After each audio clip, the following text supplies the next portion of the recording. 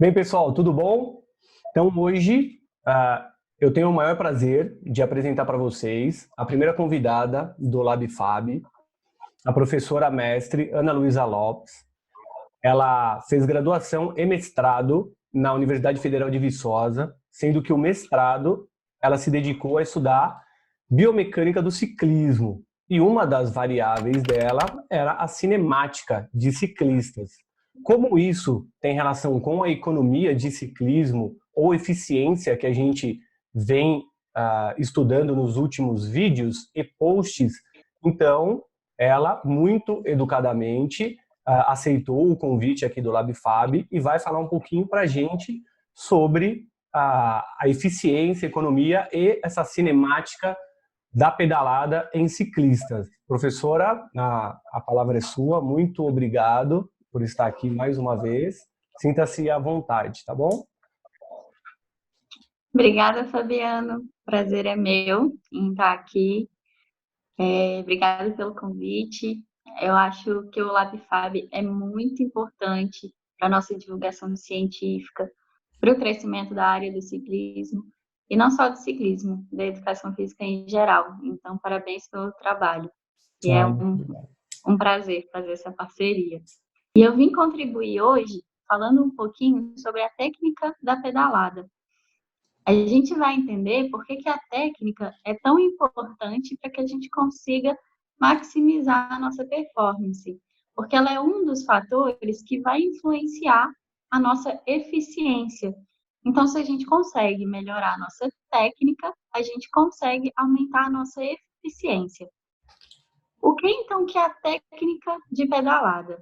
A técnica é a forma com que eu vou produzir a força e eu vou transmitir a força dos meus membros, dos meus músculos, até o pedal.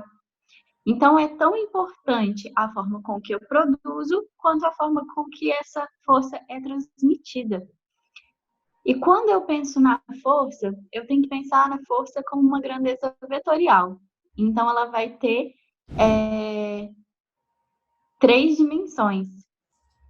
Aqui, se a gente for considerar a força no seu eixo vertical, então a força que eu produzo para cima e para baixo. No meu eixo antero-posterior, então para frente e para trás. E no meu eixo látero-lateral, então a força que vai de um lado para o outro. Para que eu consiga gerar essa propulsão, é muito importante que eu tenha principalmente essa força vertical. Então, quanto mais perpendicular eu consigo aplicar essa força no pedal, mais força vertical eu estou produzindo. Então, eu consigo fazer com que eu não tenha essa força dissipando para os meus outros eixos e ela sim produza a minha propulsão para baixo. E aí, para que eu consiga, então, efetivamente realizar essa força, a gente procura vários tipos de formas de pedalar. Então, agora a gente vai tentar entender a pedalada como um relógio. Então, ele vai de 0 a 12 horas. Quando eu penso de 0 a 6 horas, eu tenho minha fase propulsiva. De 6 a 12 é a minha fase de recuperação. Nessa fase propulsiva é onde eu vou ter a maior produção de força. Na fase recuperativa, onde eu estou voltando com o pedal para cima, eu tenho o pedal, a força que eu vou fazer para cima, e eu tenho também a força-peso, que vai tentar jogar meu pedal para baixo. E isso vai resultar numa força negativa, que eu vou tentar minimizar ao máximo ela, para que eu tenha menos força contra o meu movimento. Eu tenho uma parte que chama ineficiência de força. Essa ineficiência de força é a força que eu vou aplicar para baixo quando eu quero jogar o meu pedal para cima. Eu quero fazer a volta até eu chegar lá no ponto morto superior. E aí, a gente tem várias estratégias que a gente foi testando ao longo dos anos no ciclismo para entender como é que eu consigo fazer isso. E aí, o que eles tentaram fazer? Eles tentaram investigar qual era a técnica de pedalada que seria mais efetiva. E tem um estudo muito importante nessa área que investigou 4 tipos de técnica de pedalada. Na primeira, o ciclista tinha que pedalar na sua técnica preferida, a que ele usualmente faz. A segunda, ele teria que focar na pedalada circular, que é a pedalada redonda, como a gente conhece. Na terceira, ele tinha que focar na fase de recuperação. Então, ele tinha que sempre estar puxando o pedal para cima. E no quarto, ele tinha que focar na fase de propulsão, ou seja, sempre empurrar o pedal para baixo. E o que eles viram? Que a pedalada, quando eu tento puxar o pedal para cima, ela é mais efetiva. Então, quando eu vejo o meu índice de efetividade de força, que a gente pode observar nesse gráfico, essa pedalada, ela tem um índice maior do que as outras 3. Ou seja... Ana, quando você fala de efetiva, você está querendo dizer que ela gera maior potência, é isso? Isso. Então à medida que o indivíduo está fazendo a fase de subida, por exemplo, da perna esquerda, ele também está fazendo a fase de propulsão da perna direita, isso geraria maior potência, correto? Correto. Mas quando ele está nesse tipo de pedalada, ele vai focar só nesse puxar. Só na Então, puxada. quando ele está fazendo essa fase propulsiva, ele não está focando também em empurrar esse pé para baixo. Só Entendi. em puxar o outro para cima. Entendi. E é mais econômica essa puxada? É aí que está o ponto. Ela não é eficiente. Apesar dela ser efetiva, o gasto energético que ela tem é muito alto. E isso está associado aos músculos que são utilizados nesse tipo de pedalada, que não são músculos eficientes. Então, para que a gente agora entenda melhor um pouco os fatores que influenciam essa técnica de pedalada e a nossa eficiência, a gente vai entender o que é eficiência.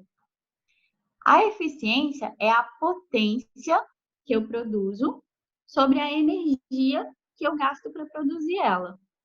Então, a potência, ela é a força vezes a velocidade. Então, o que vai influenciar a minha técnica de pedalada? Força do meu músculo e a velocidade de contração desse músculo. E aí a gente vai entender que para cada músculo eu tenho uma velocidade de contração ideal. E o que é essa velocidade de contração ideal? Nada mais, nada menos do que a cadência. Então, teve um estudo que foi realizado em 2015, que ele vai relacionar qual é a ativação que eu tenho dos músculos, a intensidade que eu estou produzindo, qual é a potência, e também a cadência. E eles vão ver que essa relação, ela vai ter um ponto que é ideal. Então, eu vou ter uma cadência ideal dependendo da minha intensidade. Primeiro, vamos analisar o gráfico. Esse gráfico, no eixo X, eu tenho a cadência que vai variar de 40 a 180 RPM. No eixo Y, eu vou ter a atividade do meu músculo. Então, quanto maior a atividade do músculo, eu vou ter uma menor eficiência, porque eu tenho um maior gasto energético.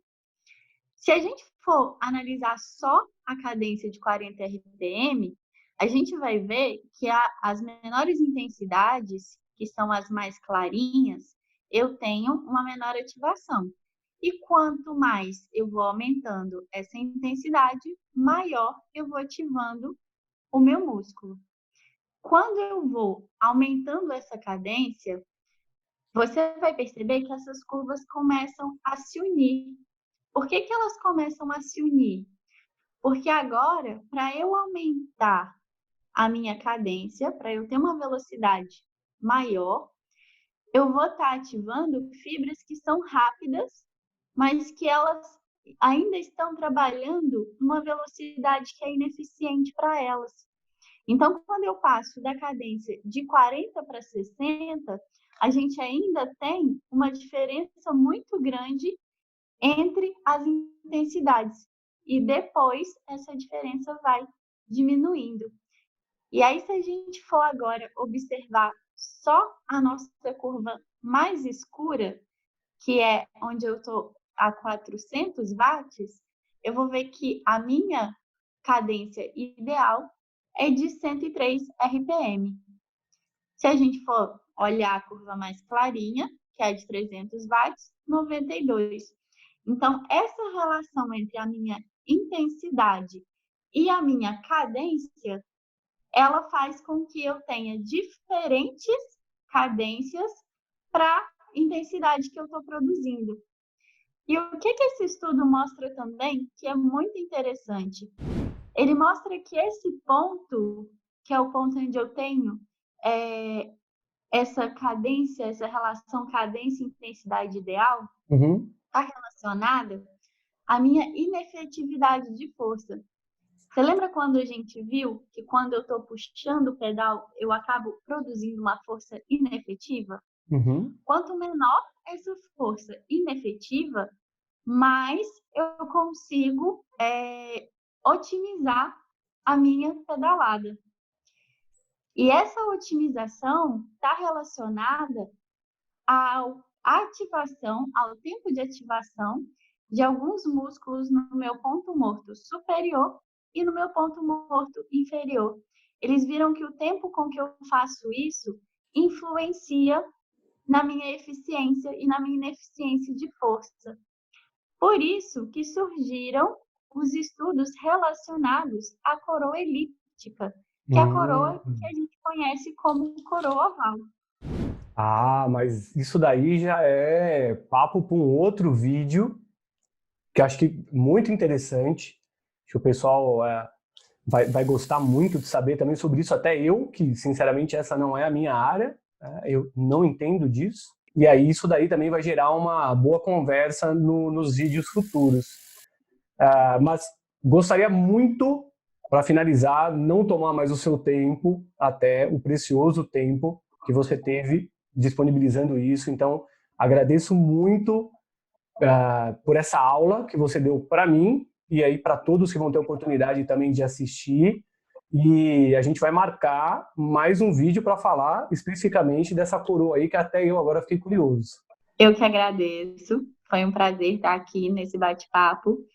É muito bom fazer essa parceria e poder estar contribuindo com esses e com todos os outros assuntos que forem surgindo. Muito obrigada, viu? Que isso, nós que agradecemos, professora. Obrigado. Obrigada.